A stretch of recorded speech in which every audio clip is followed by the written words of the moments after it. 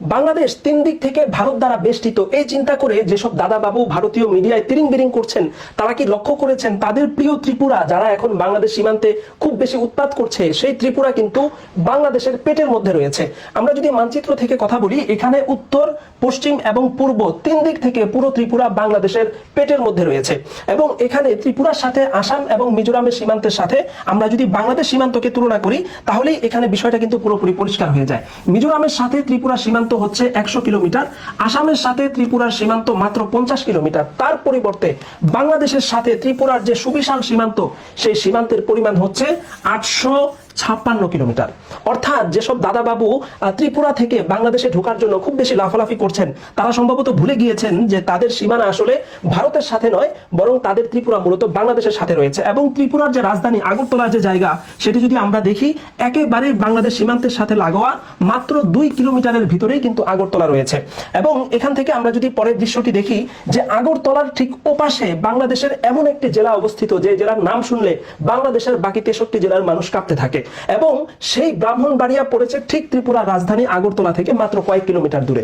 কাজেই ত্রিপুরা থেকে যেসব দাদাবাবু আগরতলা পার হয়ে বাংলাদেশে ঢোকার জন্য উৎপাত করছেন, তারা যদি বাংলাদেশে ঢোকেন, তাহলে তারা যে দৃশ্যটি দেখতে পাবেন, সেটাই এখন আমরা এখানে দেখানোর চেষ্টা করছি। লাঠি, সোটা, দেশীয় অস্ত্র, ঢাল, তলোয়ার, অর্থাৎ যা কিছু আছে সবকিছু নিয়ে ব্রাহ্মণবাড়িয়ার মানুষ ইতিমধ্যে রাজপথে নেমে এসেছে। যে জেলার মানুষ পান থেকে চুন খসলেই ভাতৃঘাতী লড়াইয়ে অবতীর্ণ হয়, যারা সামান্য মশা মাছিকে কেন্দ্র করে মারমুখী আক্রমণে অবতীর্ণ হয়, তাদের সামনে যদি সীমান্তের ওপার থেকে কোনো দাদাবাবু এসে ধরা পড়ে, তার পরিণতি কি হবে সেটা বলাই বাহুল্য। আমরা বেশ কিছুদিন ধরে ত্রিপুরা সীমান্ত থেকে বাংলাদেশে ঢোকার জন্য কিছু ভারতীয় দাদাবাবুদের উৎপাত দেখতে পাচ্ছি।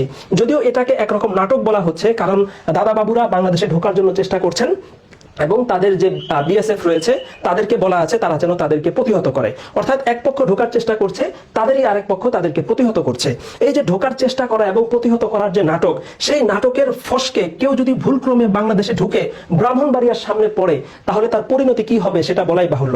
এবং ব্রাহ্মণবাড়িয়ার জনতার মিছিলের দৃশ্য যদি আমরা এখানে আরেকবার দেখাই, তারা যেভাবে লাঠি সোটা নিয়ে রাজপথে নেমেছে, সেখান থেকে তারা যদি ত্রিপুরা সেই মানচিত্রের দৃশ্যে যদি আমরা এখানে আরেকবার যাই, তাহলে ত্রিপুরার যে জায়গাটুকু শুধুমাত্র বাংলাদেশের সাথে রয়েছে, সেই জায়গার দুটি কোণা দিয়ে বাংলাদেশ যদি ত্রিপুরাকে দুদিক থেকে চাপা দিয়ে ভেতরে নিয়ে আসে, এবং এখান থেকে এই জায়গাটি যদি আমরা চিত্রায়ন করি, তাহলে এখান থেকে মাত্র 100 কিলোমিটার জায়গা, এই জায়গাটি যদি বাংলাদেশ সেনাবাহিনী, বর্ডার গার্ড, অন্যান্য বাহিনী দিয়ে এখান থেকে চাপা দেওয়া হয়, তাহলে ত্রিপুরা কিন্তু চোখের পলকে বাংলাদেশের ভেতরে চলে আসবে, যেটাকে ভারতের শিলিগুড়ি করিডোর বা চিকেন নেকের পরবর্তীতে আরেকটি চিকেন নেক বলা হচ্ছে, যেখানে ভারত চরম পর্যায়ের বেকায়দায় রয়েছে।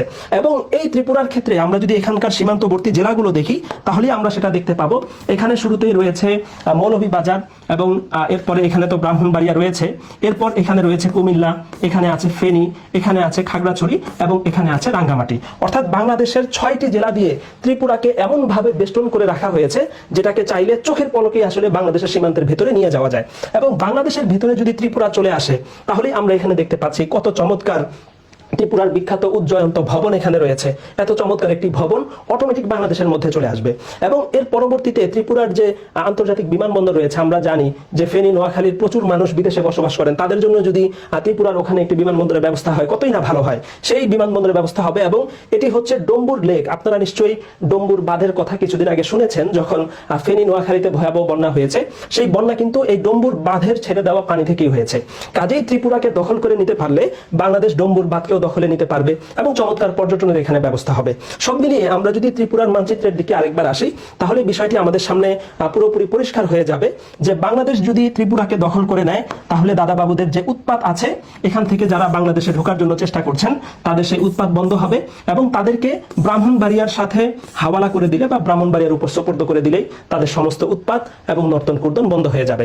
দাদাবাবুদের যে কোনো উৎপাতের আগে আমরা তাদেরকে ত্রিপুরার সাথে তাদের যে মানচিত্র, সেটির সাথে বাংলাদেশের যে সীমান্ত এবং ভৌগোলিক যে অবস্থান, সেটির উপর তাদেরকে পুনরায় দৃষ্টিপাত করার জন্য বিনীতভাবে অনুরোধ করছি।